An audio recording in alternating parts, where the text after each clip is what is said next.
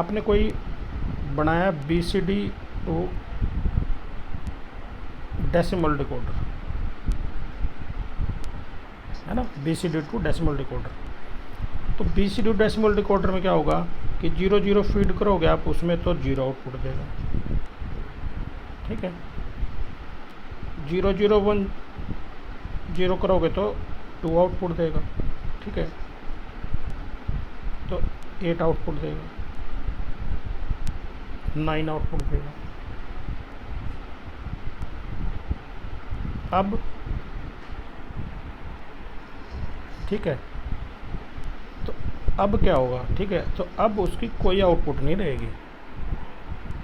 तो जैसे BCD decimal decoder में है 9 तक तो वो आउटपुट प्रोड्यूस करेगा, ये ना इनपुट आप देते रहोगे 9 तक, लेकिन जब ये आप चीज़ें फीड करोगे उसके अंदर में तो उसकी आउटपुट कुछ नहीं रहेगी, ठीक है। तो ये जो आउटपुट है, ये जो इनपुट है, ये सारी डोंट केयर है ये,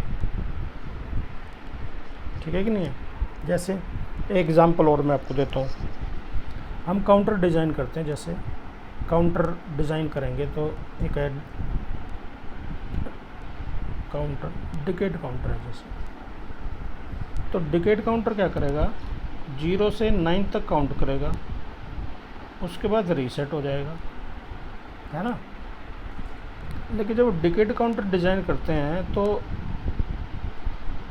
हमें चाहिए होते हैं 4 फ्लिप फ्लॉप,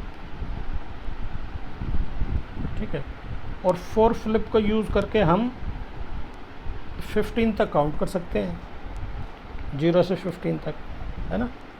लेकिन हमने यहाँ पे 4 फ्लिप फ्लॉप यूज़ किए हैं, 9 तक काउंट करा रहे हैं, ठीक है। तो हम जब वो डिज़ाइन करेंगे तो जो 9 के बाद की जो स्टेज है, ये 9 के बाद की ये स्टेज, ये स्टेज, ये स्टेज, ये स्टेज, ये स्टेज, ये सारी क्या हैं, डोंट केयर स्टेजेस हैं। कैसी हैं, डोंट केयर, मतलब ये उस सर्किट की फंक्शनिंग में कोई फ़र्क नहीं कर रहे हैं ये, ठीक है। तो डोंट केयर, अब मैं सीधा एग्जैक्ट अब डेफिनेशन पे आते हैं।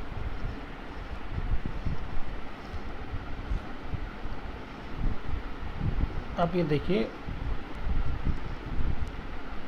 Don't care terms with respect to their effect on output, ठीक है, मतलब उनका वो जो इनपुट आपने अप्लाई की आउटपुट के ऊपर उसका कोई इफेक्ट नहीं आएगा। तो we assign a status to the logical input that will never occur in that particular logic circuit, ठीक है। हमें कोई स्टेटस है, डोंट केयर स्टेटस किसको अप्लाई करते हैं, उस लॉजिकल इनपुट को करते हैं जो उस पर्टिकुलर जो लॉजिक सर्किट में नहीं होंगी, एग्जिस्ट करती होंगी, ठीक है। The status for input is called don't care, cross sign से रिप्रेजेंट करते हैं, ठीक है। जैसे मैंने यहाँ बताया कि आप जब डिज़ाइन कर रहे हो डिकेड काउंटर या डेसिमल डिकोडर आप डिज़ाइन कर रहे हो, तो ये सिर्फ 9 तक ही तो चल रहा है, तो ये जो स्टेजेज हैं, है ना, ये जो स्टेजेज हैं ये एग्जिस्ट नहीं करती है सर्किट में, तो इन स्टेजेस को हम क्या करते हैं, डोंट केयर बोलते हैं। ये मैंने लिखा हुआ है यही कि status to the logic input, वो लॉजिकल इनपुट्स हैं that will never occur in that particular logic circuit, उस लॉजिकल सर्किट में वो नहीं होंगी अपीयर कभी भी, तो हम उनको क्रॉस लगा देते हैं। Output of these input is also written as, D लिख देंगे, कोमा और सेल का नंबर, ठीक है। The don't care terms can be use to अब देखो वो के मैप में अगर वो आएंगी तो हम उसका एडवांटेज ले लेंगे, है ना। एडवांटेजेस का मतलब क्या है, उस क्रॉस के साइन की जगह में आप वन जूम कर सकते हैं सॉ फॉर्म में, और पोस्ट फॉर्म में उस क्रॉस के साइन की जगह हम 0 जूम कर लेते हैं, ठीक है, ताकि जो रिडक्शन है वो मिनिमम नंबर ऑफ वेरिएबल्स आए, उसमें लिटरल मिनिमम नंबर आए। रिडक्शन का मतलब यही होता है ना। अब जैसे एग्ज़ाम में क्वेश्चन आते हैं, एग्ज़ाम में ऐसे क्वेश्चन आएगा ABCD sigma M 4 5 6 7 12 plus D 13 14 15, तो ये D क्या है, डोंट केयर कंडीशन है, ठीक है। तो मैं क्या करूँगा, के मैप बनाऊँगा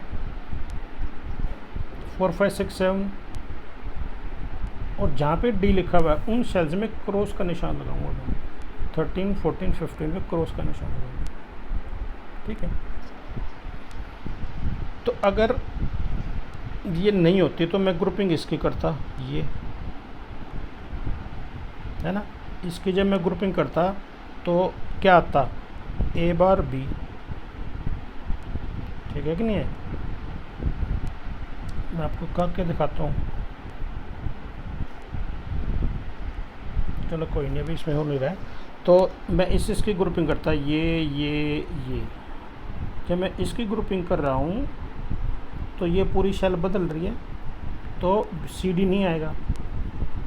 अब ये शेल है सिर्फ इसमें, है ना, इसमें क्या है, ए 0 है बी 1 है, तो ए 0 है बी 1। ठीक है। इसकी ग्रुप, अब इसकी ग्रुपिंग में क्या है, इस तरह से देखेंगे और इस तरह से देखेंगे, ये शेल है ना, तो इस तरह से सी बार डी बार, और इसमें ए बदल रहा है, बी यूँ कहीं तो ये आ गया। लेकिन अब इसमें डोंट केयर है, तो डोंट केयर की जगह क्रॉस लगाया मैंने, तो अब मैं डोंट केयर का यूज़ करूँगा, इसको मैं 1 अज्यूम कर लूँगा, इसको 1 इसको 1 इसको 1। अब क्या हुआ, अब टोटल ये 8 की ग्रुपिंग आ गई, है ना, 8 की ग्रुपिंग आ गई। अब 8 में क्या होगा कि इस तरह से देखोगे तो ये सी डी बदल रहा है, और इन 2 में देखोगे, है ना, 0 1 1 0, है ना, तो क्या बदल रहा है, ए बदल रहा है, तो ये नहीं लिखूँगा, बी लिखूँगा। या फिर इसका एक्सप्रेशन लिखो, इसका एक्सप्रेशन, सारे 8 का एक्सप्रेशन लिखोगे तो उसका रिजल्ट आएगा ये। तो ये है डोंट केयर का एडवांटेज। ठीक है। तो एग्ज़ाम में कोई भी क्वेश्चन आएगा तो डोंट केयर की डेफिनेशन पूछ लेंगे 2 नंबर में, या क्वेश्चन आएगा तो डी लिखा पाएगा, शेल नंबर लिखे पाएंगे। ठीक है। इससे आपको पता चल जाए कौन सी फॉर्म है ना। तो आपको याद रखना है बस। ठीक है। एक चीज़ में और थोड़ी सी स्किप करके बतानी कि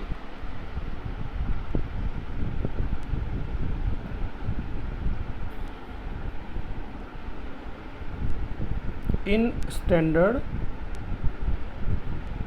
पोस्ट, अगर स्टैंडर्ड पोस्ट में आएगा तो लिखा पाएगा function A B C D, और वहाँ लिखा पाएगा पाई एम शेल नंबर 1 2 3 4 प्लस डी 6 7।